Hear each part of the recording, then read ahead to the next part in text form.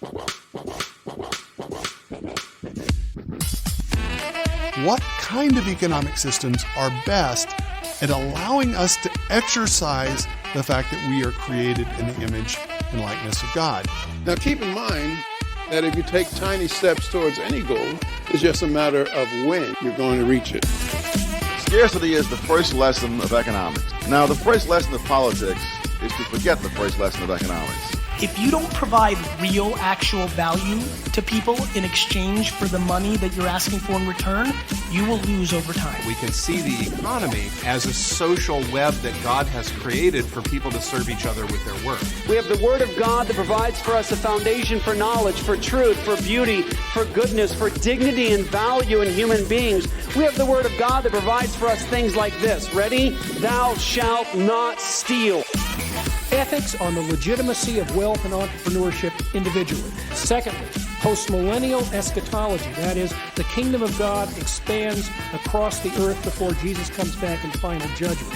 And the link to get those two together is the idea of the pursuit of self-interest leading to widespread economic growth and social transformation. What's up, everybody? Welcome back to another episode of Christ in Capital, the show that wants to encourage you to love God, love neighbor, and build something. I'm the host, Dustin Johnson, and this episode is going to be fantastic. Absolutely fantastic. The most fantastic podcast episode you've ever heard in your entire life. Hands down, 100% the best one. I have no idea what I'm going to talk about yet, but it will be fantastic, so hang on. Actually, I do have some ideas of what I'm going to talk about, but that's basically it. Just have some ideas. I had an interview set up, but it kind of fell through. So I had a couple things rattling around in my brain that I wanted to just kind of get recorded and put them into a podcast. I'm going to be out of town next week, so I didn't want to go a week without putting something out. So here goes. But first, actually, this week has been really emotionally draining for a lot of people. Riots going on, death of George Floyd, or the murder of George Floyd. So much upheaval going on in our country. The election's coming up, everyone's on pins and needles, and the media is doing their deception thing again, whatever. Just to remind you, even if you're not a Christian, God's in control. Jesus is still king. There's no, as R.C. Sproul said one time, there's no maverick molecule in this entire universe that is outside of God's will. So just take that into consideration, hang on to it, find comfort in that, and know that justice and peace will ultimately be achieved in the final final look. So take that for what it is. So basically, I was looking back through my episodes, and I was thinking, we talk about a lot of different things on this podcast. We talk about economics from a high-level view, supply and demand, economic policy, that kind of stuff, economic theory. And then we talk about the ground level. We talk about entrepreneurship and craft and content creation and all that stuff. And I wanted to talk about why we're kind of putting those two together, and why Christianity, why we put Christianity and capitalism together. Why is that a thing? Why am I claiming that capitalism is the best economic system, and it represents biblical principles? So I want to kind of throw my thoughts out. This may be a little bit of a broken episode. I'm just going to kind of I jotted down a few notes, so I'm just going to talk through them. And so that's kind of what I wanted to do. And I think the reason that I wanted to do this is because I've been hearing a lot of stuff recently about how capitalism is, corrupt, and it exploits people and all this stuff. And it's so wrong. And so I just want to talk about it. So the first thing I want to do is give you a definition of capitalism. I think a lot of people don't have a really good definition of it. We get our definition of our economic terms and all this stuff from news headlines, which is the worst possible thing ever. Our media companies are the most biased, organizations, and they're giving us all of our news. Anyways, and so what is capitalism? Capitalism is just an economic system where the individuals privately own the means of production rather than the state or the government. An official definition I pulled up says an economic and political system in which a country's trade and industry are controlled by private owners for profit rather than by the state. And so, when I was in high school, they had a little poster on the board that kind of compared the different economic systems. Capitalism was you have a cow, you milk it, and you sell the milk, and you get the money. Socialism is you have a cow, you milk it, the state takes some of the milk and gives it to someone else. Communism is you have a cow, you milk, or what did it say? I might be screwing this up, but communism was like you have a cow, actually the state takes it, and the state has a cow and disperses the milk however it sees fit, or something like that. And it was a really good analogy, I thought. But capitalism is just individuals own the means of production. Private property is an actual thing. And so one of the things I think that people think of when they hear capitalism is they think rich people. They think suit and tie, CEO, billionaires, all that kind of stuff. That's capitalism, because capitalism is the people who get stuff at the expense of everyone else, right? They're exploiting the poor and the working class and all this stuff. It's just not true. Capitalism doesn't have anything to do with whether you're wealthy or you're poor. Capitalism just means that individuals, the population, the private citizens own the means of production. And what are the means of production? Well, typically when you think of the term means of production, you think of like factories and tools that are used to produce things, natural resources, all this stuff. And those are the means of production. But the very first instance, and I talk about this all the time, the very first instance of the means of production is your body. And I talk about this all the time, every form or every instance of capital that you have, every instance of the means of production that you have is because you traded something that is part of your person, your time, your labor, your skills. Maybe you have some sort of like character trait or trait that you were born with that you've traded for money or something. Like if you're a professional athlete. That's your means of production. You are producing something for someone else, right? And if you build your wealth up and you buy a factory one day, well, it's because you started out trading your time or your labor or your skills, or maybe even you got an inheritance from your family, right? All of these things are from God.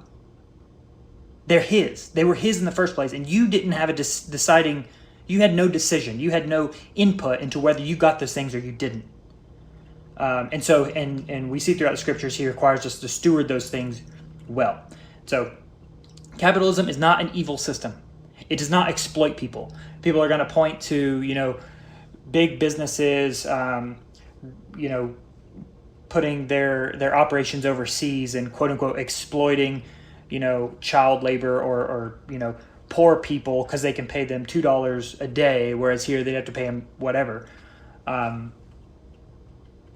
If they're going to a place where $2 a day is acceptable, is freely engaged in, that $2 is worth a lot more That $2 American is worth a lot more than the $2 American here. They can buy more in their vicinity with those $2 than you can buy with $100 here. I'm just giving an example, but you're not thinking in economic terms. You're thinking in, oh my gosh, $2 of that I could never live off of that. Maybe you can't because you live here. But if they're not exploiting them. Those people have engaged in this freely. And the $2 that they're giving those people is worth way more to them than it is to you.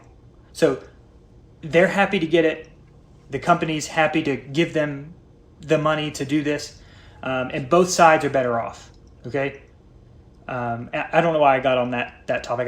That was fresh on my mind from something I'd heard recently. So, and the opposite of this whole private property thing is state ownership. And we talk about socialism a lot. Socialism has taken on a new meaning because of, like I said, media headlines.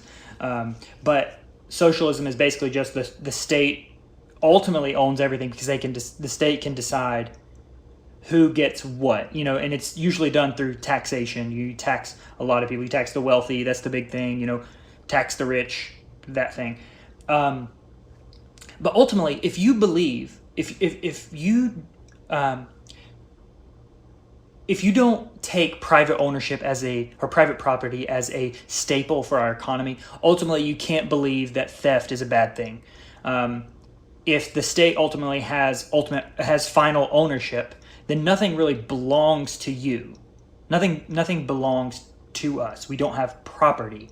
It's just kind of allocated by whoever, the state or whoever. And so someone comes and steals something from your house. Well, everything is for the greater good. So it's not yours in the first place. This person may have taken it, but it doesn't really matter. It wasn't your stuff. So. And that sounds kind of like Dustin, are you really making that argument? Yes, I am. It may not be obvious right now, but if you engage in that system and you start thinking through the logical step through, you're going to have to come to that conclusion. So we can talk. I'm going to do an episode on the Soviet Union in the early 1900s, which is, oh my gosh. I thought when I was reading this, I thought that I was reading an alternative history of the United States now, especially when Bernie Sanders was like a big thing in the media. Anyways, so private property is the thing. God gave Adam ownership. He gave him his body, his breath, his character traits, everything. And he told him to go and subdue the earth, fill and subdue it, take dominion. He told him to garden a garden. And so he gave him private property to use to build something, to create something, to cultivate a garden, fruit, vegetation, flowers, planting trees, whatever. God gave him that private property. The next thing I want to talk about is competition and free markets. They're good things. Competition and free markets are very good things. You're not allowed to sit back and relax and coast your way out of this life.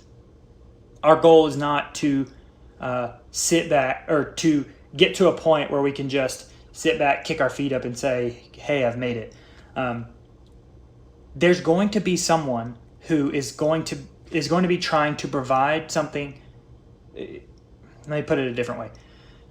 If you are a candlestick maker, there's going to be someone that wants to get into that market as well and do candlestick making better than you. And the best thing for the market and the best thing for the entire marketplace is that competition is there, because it forces you to not sit back and just kind of like say, I've arrived. It forces you to always improve, always get, improve your product to to convince the person to freely trade with you for their money, to freely agree to buy your product. Competition is a great thing. And essentially what you're doing is you're saying you're competing with someone else to provide value to this person. That's all a transaction is. That's all any type of economic transaction is. It's a transfer of value. Both people get something that they deem more valuable than the thing that they're giving up. If I trade the candlestick that I made to someone and they give me money, I valued their dollars more than the candlestick that I gave up. Conversely, they valued the candlestick more than the dollars that they gave to me, right? The transaction is a win-win. There's no win-lose. We, in our current situation, that's what we think. We think capitalism means some people get money and other people, or some people get something of value and the other people lose. That's not capitalism. That's mercantilism. Mercantilism is a big thing, prior to the United States even being a thing. They thought that the way that countries get wealthy is gold. You just go and conquer people and you take their gold. That's how you get wealthy. That's not how economies grow. Economies grow by people providing value to each other and exchanging those goods. And it's a social thing. God has created us to be social beings, to provide for one another, to take care of one another. And I think this is just another kind of permutation of loving your neighbor. You have to know their needs. You have to know their wants. You have to know the things that they, the things that they demand. You have to know those things about that person, about your customer, and provide those things. And so it's, in a sense, you have to be invested in them and just provide the value that they deserve, they want, and they'll give you the value that you want in return.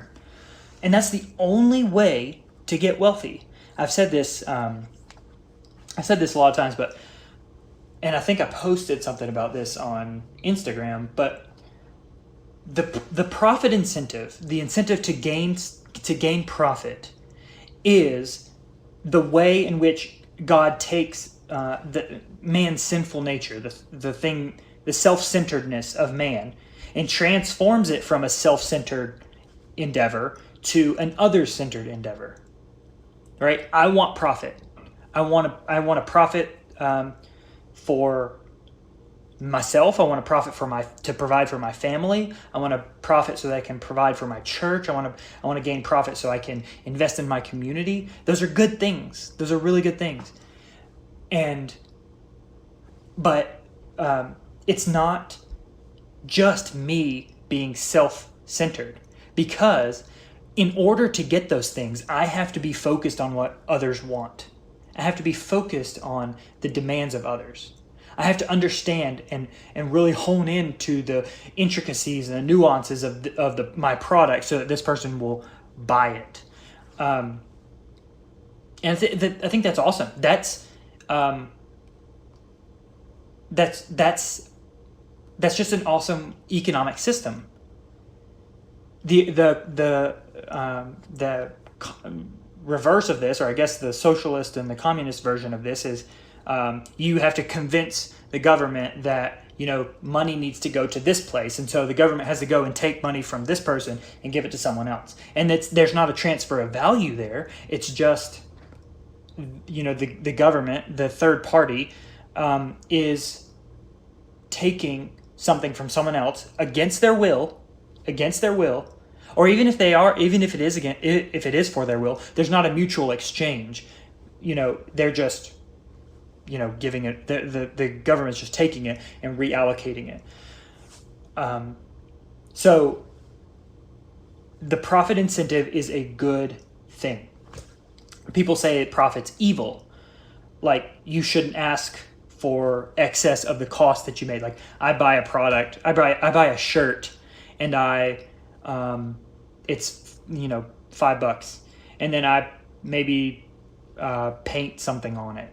I don't know, and then resell it. Okay, I take the shirt, $5. The paint I calculated to like 10 cents or whatever I used on it. so $5.10. I should sell it for $5.10. No, that's not how it works. We have to have that profit motive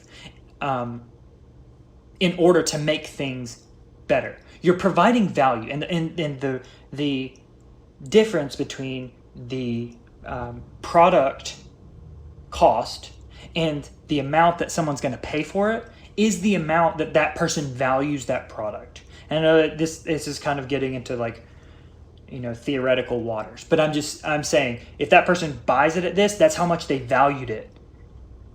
Okay, that's how much value you added to it. So that's kind of what profit is. I also wanted to read this quote by Thomas Sowell. People think, certain industries shouldn't be for-profit industries. They should just be non-profit because, like healthcare, it should never be run for-profit, or education, or I don't know, whatever else people find noble and a necessity, housing, things like that. They think that if it's run for profit, that just means that people are being exploited and,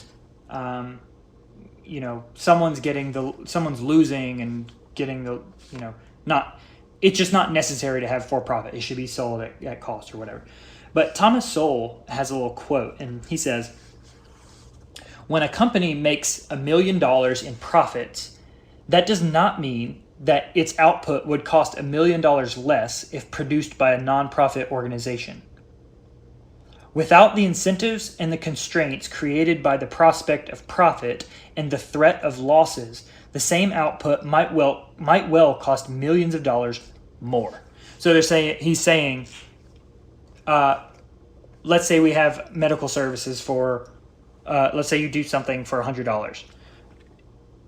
Or the medical company gets $100 profit, and you say, hold on a second, that's profit. Like, what if we shifted these services over and had a nonprofit organization do it? That would make the service cost less. No, it wouldn't. It wouldn't, because what profit does is it creates the incentive to improve and gradually improve and reduce costs and all of these things. It makes sure that this person, if they're going to earn that profit, they've got to work at it. They've got to work really hard at it. But if you shift it over to a nonprofit organization or a governmental organization, those incentives and those risks and rewards are not there. That the governmental organization is going to get the employees are going to get paid no matter how much you improve that service or not. There's no risk there. Right? There's no risk that if you don't provide a quality product, you're going to lose. So, and same thing with nonprofit organizations. I know nonprofit organizations is a little bit different, but in nonprofit organizations, the people who are operating that nonprofit organization are getting paid. Right? They're getting paid. The company itself doesn't have profit left over, but these people are getting paid. And if they're doing well year over year, their pay will increase, right? If it didn't, that person's not going to stay there very long because, if prices in the economy are rising, and the standard of living is rising, and this person's pay is stagnant, well, they won't be able to justify it for long. But that's what I'm trying to get at is there's not the incentive there that if I provide this product really well, then I'm going to get a boost in my pay if I sell this product, right? The increase in pay for this person at this nonprofit organization is dependent on the people in the upper echelons of that organization. It's not dependent on how much the quality of your work. It depends on how much the board or the shareholders of that organization want to pay you. So the incentive structure is a little weird in nonprofit organizations. For-profit organizations make the person who is going to earn the profit work for it. it pressures them to work for it. It gives them the incentive, and it gives them the risk that if they don't work for it and if they don't provide value, the organization will go under. It's not the same thing with governmental or nonprofit organizations. Okay, so the next thing I had on here was wealth accumulation is not bad. And I'm just going to read off a few verses. What made me think of this is just how not only is our society in general, our culture, kind of allergic to the idea that people can accumulate wealth. Like, we get mad at billionaires because they are wealthy. That's the most insane thing I've ever, that is the most insane thing. I understand if we're in a socialist system or a communist system, and the people that are getting wealthy not because they did something good for someone else, not because they provided value to someone else, not because they freely engaged in a value exchange transaction with someone else. It's because the government decided that they wanted to give this person more money than someone else, right? It does not make sense to me.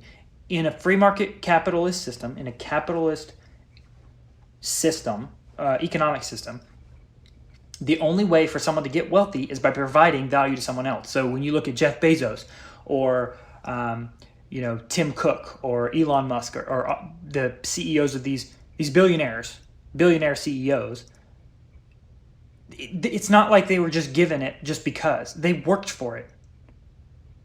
Right? They traded those things that God gave them in the first place, their time, their skills. I'm sure some of them worked at McDonald's at some point. They traded their time and their labor for that, and they built up some money, and they bought stock or something, and took the risk there and bought and sold and all that stuff, and then built up their wealth a little bit more. Maybe bought them a little equipment to make their own products in their basement or something, and then just building from there. But it can always be boiled back to something that they traded of themselves, the work that they did for the marketplace, and traded it freely with someone else, and they just keep building up from there. It takes discipline. The only reason I can really understand for people getting mad at them is if they engage, they call it crony capitalism. If they kind of bought the government out to, get money or get a contract or whatever, that I understand that doesn't make sense. That's not fair.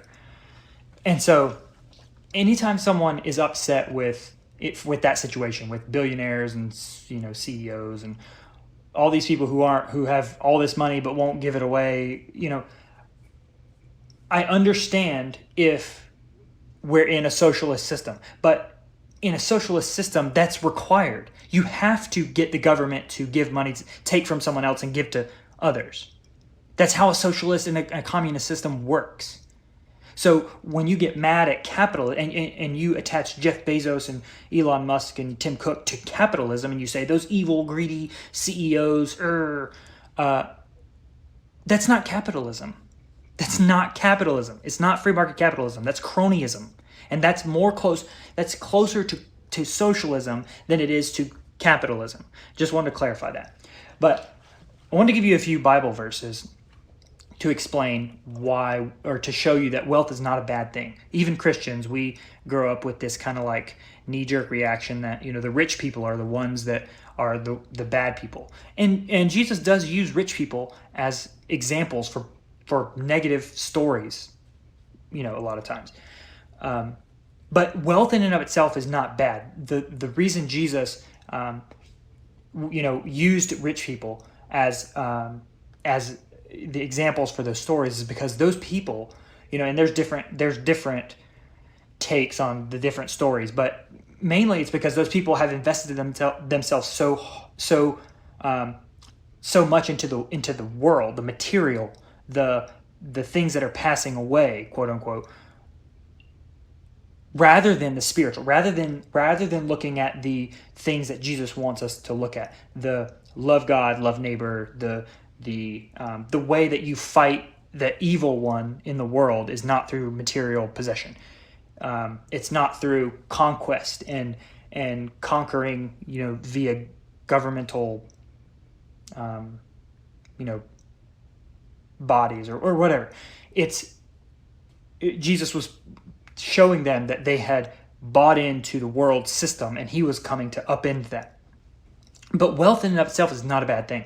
So Deuteronomy 8 says, this is when Moses was giving the law to the Israelites before they go into the promised land, or before they go in to Canaan. So he says, beware lest you say in your heart, my power and the might of my hand have gotten me this wealth. You shall remember the Lord your God, for it is he who gives you power to get wealth, that he may confirm his covenant that he swore to your fathers, as it is this day.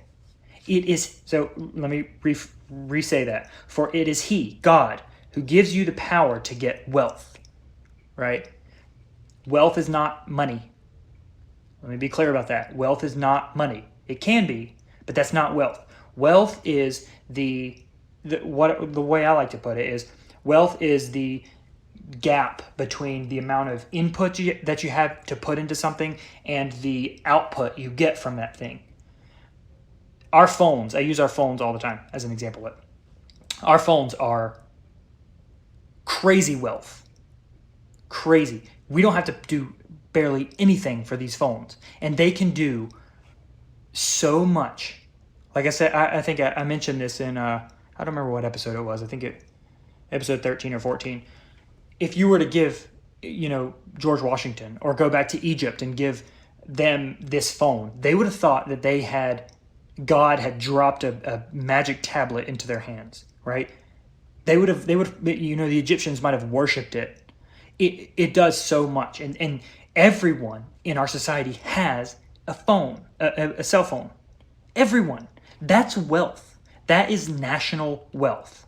I don't want to get blasphemous, but that right there shows that we are a wealthy nation. Every single person in this country has a cell phone to use. You can start your business on your cell phone. You can call someone. You can call a car to come pick you up with your cell phone. You can have your food delivered to your doorstep with your cell phone. You can have a video conference with someone on the other side of the globe with your cell phone. You can file your paperwork to create your own corporation with your cell phone. You can take pictures and and print them out with your cell phone. You can. There's even apps for like 3D printing your cell phone. With your cell phone. I can take a picture with my phone, transfer it or convert the file to a SVG file for my wife, who can take the SVG file and make it into a heat press file and then put it on a shirt. And I can have a shirt with something that I took off my phone, a picture I took off my phone. There's just so much wealth. We have so much wealth, and it's not necessarily money. It's just it's the things that we have. It's that gap between output and or input and output. That might be something to think about. Chew on a little bit. Another Bible verse, there's a lot of proverbs about how the wise man gains his wealth. He does this to gain his wealth. He does that. Proverbs 13:11, wealth gained hastily will dwindle, but whoever gathers little by little will increase it. Good thing. It's a, Proverbs are about wisdom. Solomon was the richest man to ever live. Even secular historians will tell you that. So he's giving this. He says, wealth gained hastily will dwindle. All you lottery players out there. But whoever gathers little by little will increase it.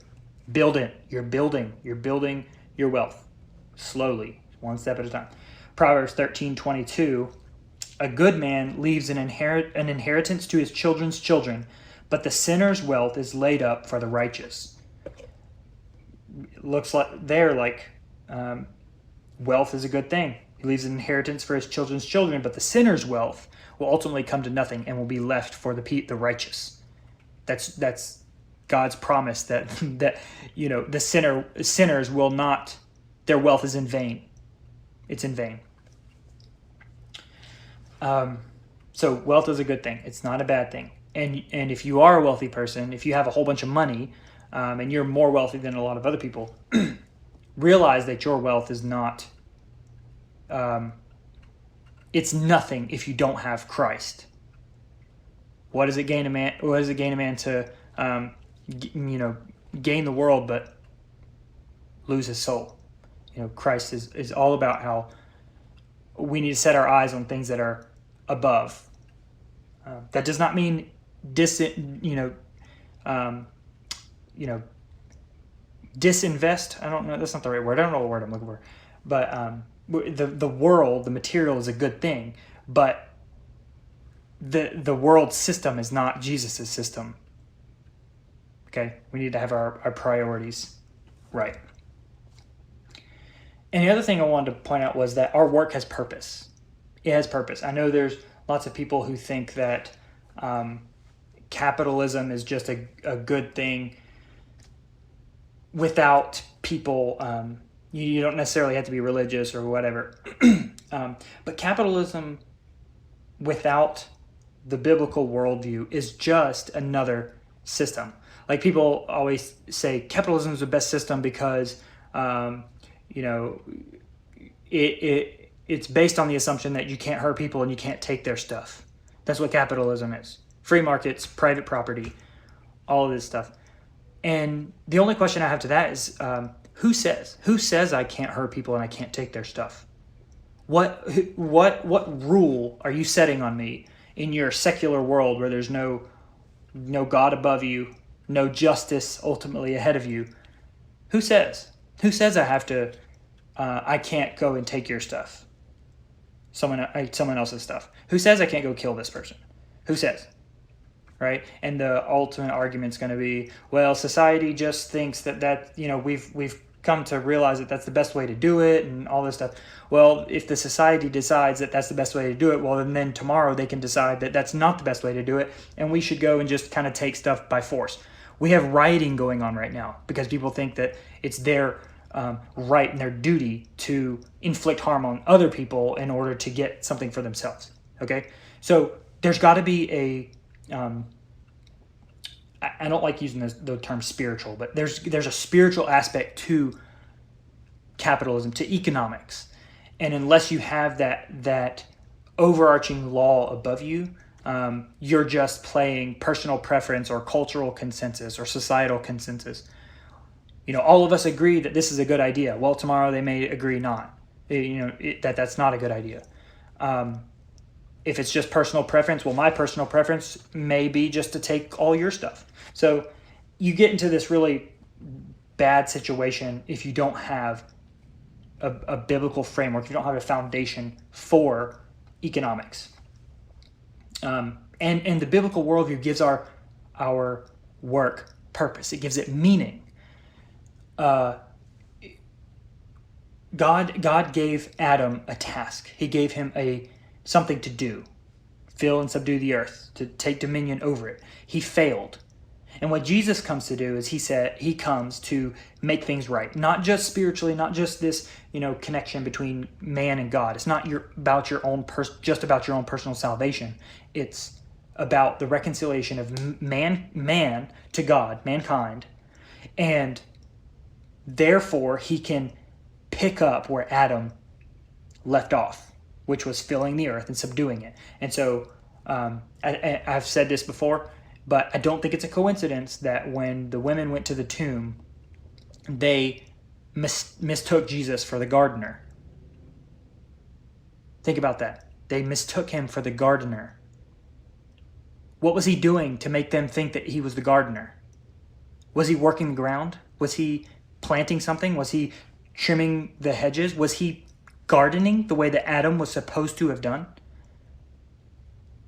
Right? He's picking up where Adam left off. And so and we're called to follow after him. The Apostle Paul, throughout the New Testament, multiple times calls Jesus the second Adam. He is the archetype. He is the fulfillment of the Adamic, I don't know how to pronounce it, archetype. He is the second Adam. He's picking up where Adam left off. And so what is Adam, like I said, what is Adam's job? Was to fill the earth and subdue it. And so that's our task. If we're going to be shaped into the image of Christ, that's our task. We are called to fill and subdue the earth. And tells us that we need to leave a legacy, leave a long-term legacy. If you're a secularist, all it is, we're here today, tomorrow, we're gone tomorrow. Get what you can now, maybe leave some stuff for your kids, but ultimately it doesn't matter in the end. We're all just going to burn up in the heat death of the universe. You'll just look it up. That's the pop science, billions of years in the future. The universe is going to burn up or not burn up. It's either the heat death is when heat disperses, no more heat in the universe, so everything dies, blah, blah, blah. It's not true, but creation and the dominion of man and God's dominion over the cosmos is going to expand, throughout eternity. So long-term legacy, think long-term legacy. You use your private property, you use the free markets, you provide for people, you do all this stuff that describes capitalism, that capitalism is based on, to fill and subdue the earth, to take God's dominion to the uttermost parts of the world. Take your talents, your skills, your character traits, whatever you have that God's given you, and you build upon it, and you make the world a better place. You provide value for others. You make things that glorify God, that are beautiful. Make art that's beautiful. Make music that's it makes you cry or gives you chill bumps. All of that is part of the dominion mandate. And we have a long-term legacy. You can invest in the world and work on those things, build those things, building for the day that you will never see. Right? If you're going to die. Your body is going to die. But you can build now. If you're a Christian, you can build now and leave a legacy and build for the day that you will never see. So leaving a long-term legacy is another thing. Also, I always hate defining something by the negative of its opposite. That sounds weird, but I don't want to say capitalism's good because look at socialism. Look what it does. That's not a good argument. The argument needs to be, capitalism is good because here's what capitalism does. You give positive reasons. You don't give negative reasons of its, counterpart.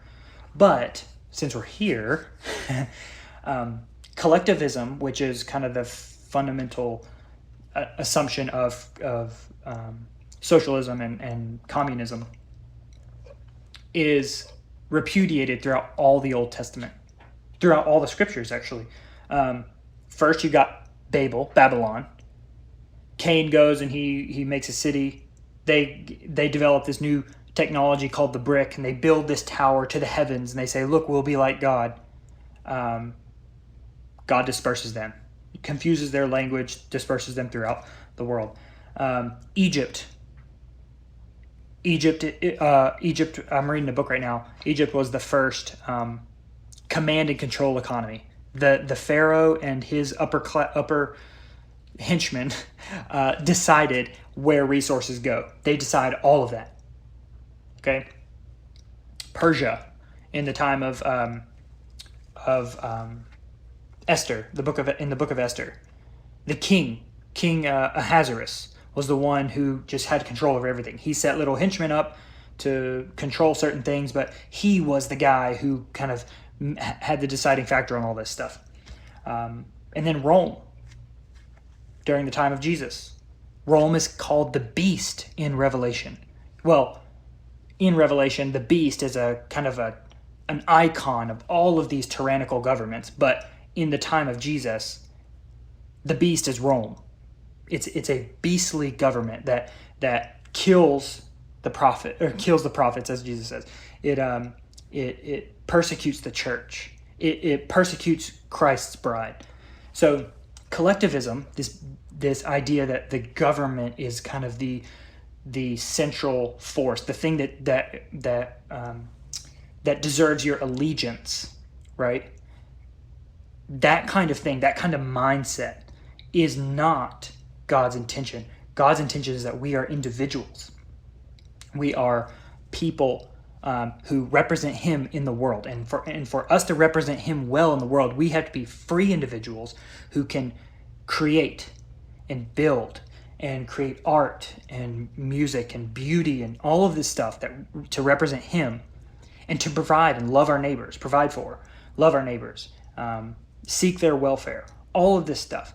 Eden is a framework that is supposed to go throughout the entire cosmos. And that's in capitalism, the idea that you have your own personal property, your own personal capital to use to provide for others and serve them, all this stuff, is the foundation. It's the staple that holds that whole thing together. So just keep that in mind.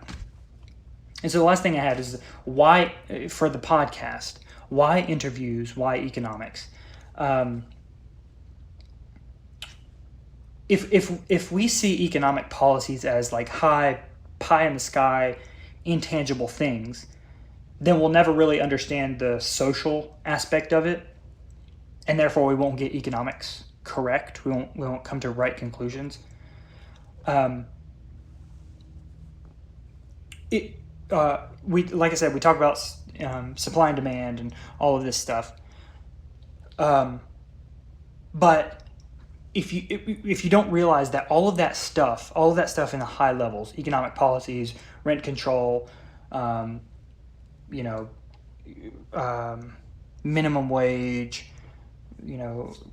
what else am I looking for? Universal basic income, universal health care, all that stuff. When we talk about this stuff, all of that is predicated on the idea that there are individuals on the ground level doing something. They're working. They're choosing certain careers over others. They're making choices about what things to buy and what things to sell, and how to make their money, and where to do their work. Where to work and how to allocate their resources. All of that is what makes all of this stuff up here, the high level economic stuff. And so if you separate the two out, you're not going to come to good conclusions. Supply and demand is not just this kind of like theoretical thing. It's what happens when people make choices about how to allocate their resources. That's what supply and demand is. And so when we do in the podcast, we're going to talk about that high level stuff, but then we're also going to do interviews and talk about the entrepreneurs and what people are doing to start their businesses, and how they're making decisions about where to work, and all of this stuff, being creative, making art, all of that kind of stuff. We're going to marry those two together, but ultimately we want to focus that worldview on the scriptures. That needs to be our foundation.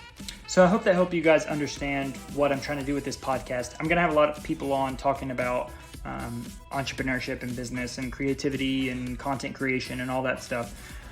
How they started their businesses, side hustles, that kind of thing. But we're also going to have people on to talk about high-level economics, like economic theory and maybe economic history. So, but I want you to understand that we're taking this from a holistic point of view, and we want to view it through the lens of Scripture.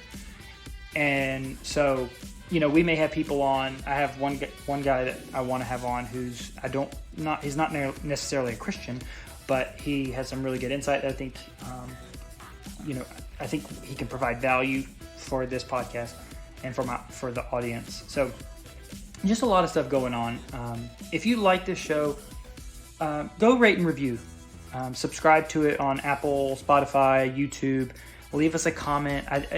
It really does a lot for us when people comment and give us, rate us and review us, because it does something to the algorithm, kind of pushes us up the ladder. But, I have a lot of fun doing this. Zach, I have him on quite a bit. He has fun doing this as well. So go and do all that stuff. Share it with a friend. Share it on Facebook. Maybe there's someone who really needs to understand this. There might be people out there who are get confused by all the economic talk in our society, especially with the election coming up. Oh man, I'm gonna have a heyday. So just go share it. We're gonna talk about policies and things like that, rent control, minimum wage, healthcare, all that stuff. So go share it with someone. Tell them it's the best podcast you've ever heard. It was the most fantastic episode that you've ever heard. Like I said, I knew it was going to be the most fantastic one.